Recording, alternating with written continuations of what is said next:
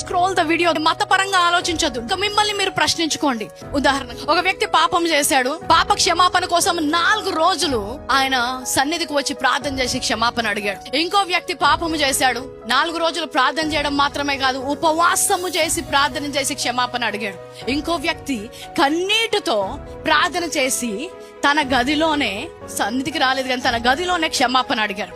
ఇంకొక వ్యక్తి కానుకలిచ్చి, దేవా నేను పాపని, నన్ను క్షమించు అని క్షమాపణ అడిగాడు. వీరిలో దేవుడు ఎవరి పాపాన్ని క్షమిస్తాడు, దేన్ని బట్టి క్షమిస్తాడు, ఎవరి పాపము క్షమించాడు. ఎన్ని కన్నీళ్లు కారుస్తే క్షమాపణ విడుదలవుతుంది.